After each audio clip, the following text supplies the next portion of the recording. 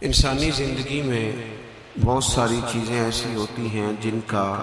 انسان کی زندگی پر اثر ہوتا ہے۔ ظاہر ہے زہر موت کا سبب بن سکتا ہے۔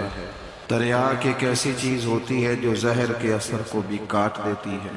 جب آپ کسی شخص کو برا بھلا کہتے ہیں تو لازمی نتیجہ یہ ہوتا ہے کہ وہ شخص آپ سے ناراض ہوتا ہے، اس کے چہرے پر آپ کے لیے اچھے تاثرات نہیں ابھرتے۔ اور جب آپ کسی شخص سے محبت کی بات کرتے ہیں، پیار کی بات کرتے ہیں تو وہ آپ کے قریب ہو جاتا ہے۔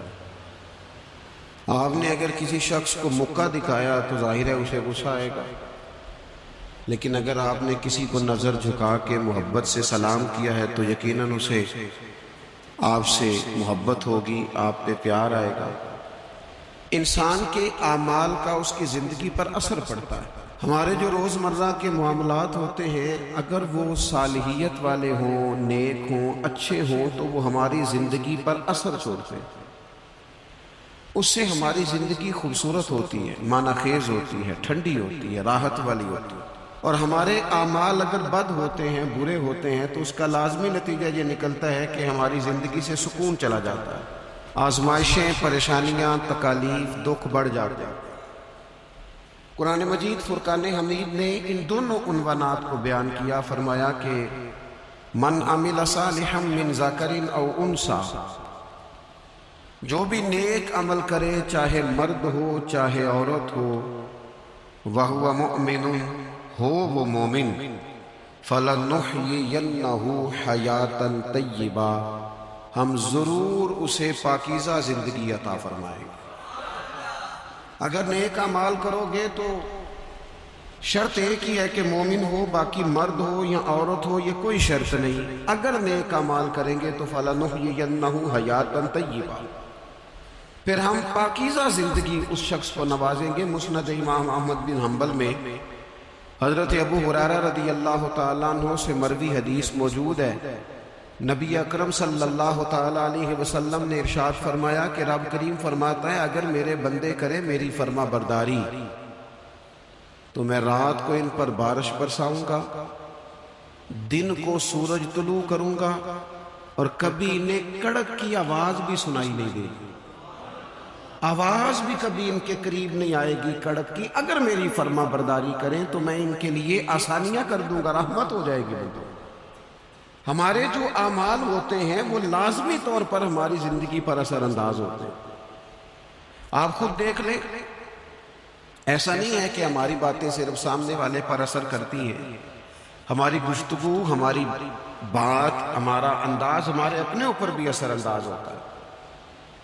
آپ کوئی کسی کو ہنسانے والی بات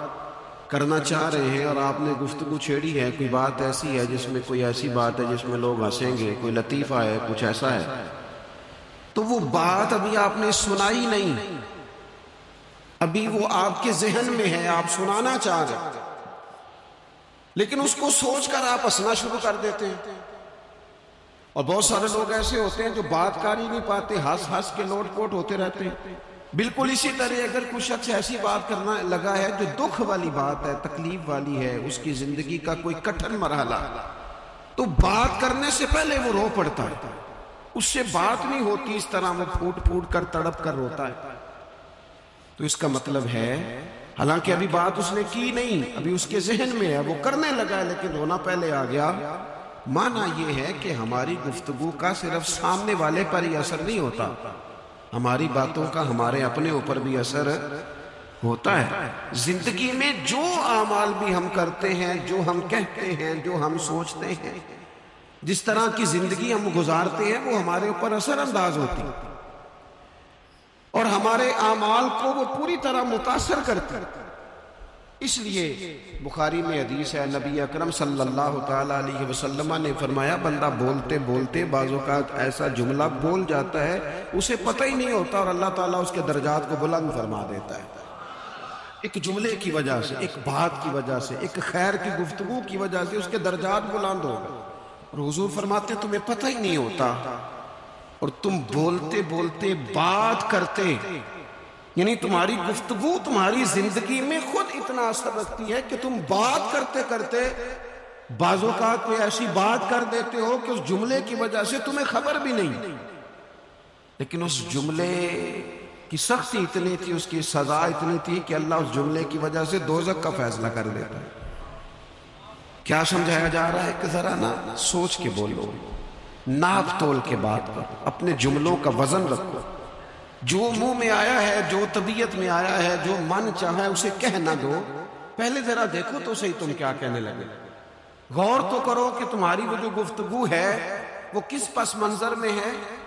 کس عنوان پہ ہے، تم معافی ضمیر کو کن لفظوں اور کن جملوں کا سہارا لے کر تم بیان کرنے لگے ہو، تو ہمارے اعمال ہماری زندگی میں اثر انداز ہوتے، اور پھر یہ نہیں ہو سکتا کہ ساری زندگی انسان دوسروں کے رستے میں کانٹے بوتا رہے اور دوسروں کے لیے گڑھے کھودتا رہے اور اپنا رستہ اسے بالکل صاف مل جائے۔ یہ ہوتا نہیں، یہ نہیں ہو سکتا کہ وہ ساری زندگی لوگوں کے لیے اندھیرے خریدتا رہے، تراشتا رہے، اور خود وہ چاہے کہ اس کی زندگی میں ہمیشہ روشنی رہے۔ تمام عمر کے کانٹوں کی آبیاری پر عجیب شخص ہے، گلشن کی بات کرتا ہے، ساری زندگی بوتا کانٹے رہا ہے اور باتیں گلشن کی کر رہا ہے۔ ساری زندگی اس نے فصل وہ بوئی ہے جو لوگوں کو کاٹ دے گی، اور بات خوشبو اور پھولوں کی کر رہا ہے۔ تمام عمر کے کانٹوں کی آبیاری پر عجیب شخص ہے، اب گلشن کی بات کرتا ہے۔ یہ کیسے ہوگا؟ تو لوگوں کے لیے کھڈے کھودتا رہا ہے اور تیرے رستے کے اندر سپیڈ بریکر بھی کوئی نہ آئے، کوئی چیز تیرے لیے تکلیف کا، یہ ہو نہیں سکتا۔ اللہ کریم نے قرآن مجید میں بالکل اس عنوان کو بیان کیا، فرمایا وَمَا أَصَابَكُم مِّن مُّصِيبَةٍ فَبِمَا كَسَبَتْ أَيْدِيكُمْ وَيَعْفُو عَن كَثِيرٍ۔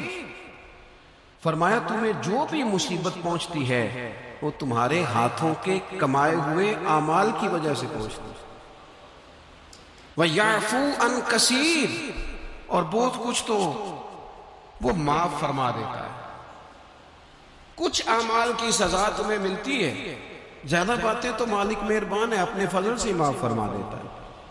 اپنی زندگی میں اعمال حسنہ سے اپنے آپ کو آراستہ کریں۔ آپ یقین کریں،